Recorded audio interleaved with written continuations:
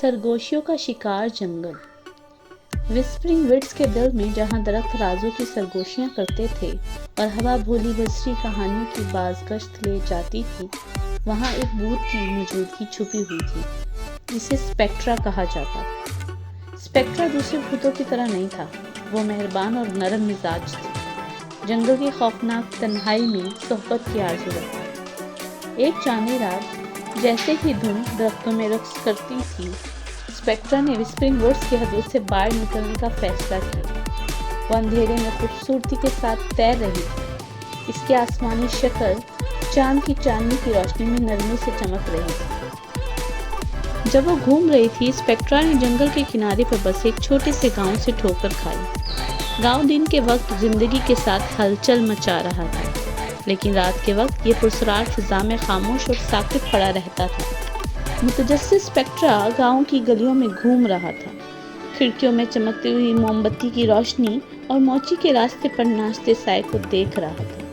وہ زندہ لوگوں کے ساتھ بات چیت کرنے کی خواہش رکھتی تھی، ایسے روابط قائم کرنے کی خواہش رکھتی تھی جو زندہ اور مردہ کی دنیا کی درمیان حائل رکاوٹوں کو عبور کرتے تھے۔ لیکن بھوتوں اور بھوتوں کی کہانیوں سے خوف زدہ دیہاتی سپیکٹرا کو دیکھ کر پیچھے ہٹ گئے۔ انہوں نے خاموش لہجے میں سرگوشی کی، لعنت اور عذاب کی افواہیں پھیلائیں جس نے وسپرنگ وڈز کو پریشان کر دیا۔ ان کے خوف اور غلط فہمی سے دل ٹوٹا ہوا سپیکٹرا جنگل کی حفاظت کی طرف پیچھے ہٹ گیا۔ اس کی چمکیلی شخصیت اداسی سے مدھم پڑ گئی۔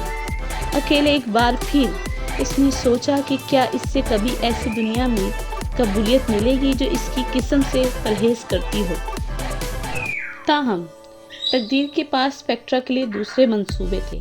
ایک رات الیزا نامی ایک نوجوان لڑکی متجسس اور بہادر ایڈونچر کی تلاش میں وسپرنگ وڈز میں داخل ہوئی۔ گھومتے ہوئے راستوں اور بلند و بالا درختوں کے درمیان کھو کر اس نے سپیکٹرا سے ٹھوکر کھائی۔ اس کی بھوت شکل اندھیرے میں آہستہ سے چمک رہی تھی۔ دیہاتیوں کے برعکس الیزا سپیکٹرا کو دیکھ کر خوف سے نہیں ڈری، اس کے بجائے وہ مہربانی اور تجسس کے ساتھ قریب آئی۔ اس کی آنکھیں حیرت اور سحر سے بھر گئیں۔ الیزا کی ہمدردی سے متاثر ہو کر سپیکٹرا نے اپنی کہانی کا انکشاف کیا۔ وہ تنہائی جس نے اس کی لافانی وجود کو دوچار کیا، تعلق کی خواہش جو وسپرنگ وڈز کی خالی حالوں میں گونجی۔ ایک ساتھ سپیکٹرا اور الیزا نے ایک غیر متوقع دوستی قائم کی جس نے زندہ اور مردہ کی دنیا کے درمیان فرق کو ختم کیا۔ اپنے بندھن کے ذریعے انہوں نے گاؤں والوں کو دکھایا کہ بھوتوں سے ڈرنا نہیں بلکہ گلے لگانا ہے۔ یہ مہربانی اور سمجھداری گہرے سائے کو بھی فتح کر سکتی ہے۔ اور یوں وسپرنگ وڈز ہم آہنگی اور اتحاد کا ایک مقام بن گیا جہاں بھوت اور انسان امن کے ساتھ رہتے تھے، دوستی اور قبولیت کے لازوال دھاگوں سے جڑے ہوئے تھے۔ اور اگرچہ سپیکٹرا کی شکل بھوت جیسی ہو سکتی ہے، لیکن اس کا دل کس کی گرم جوشی سے چمکا۔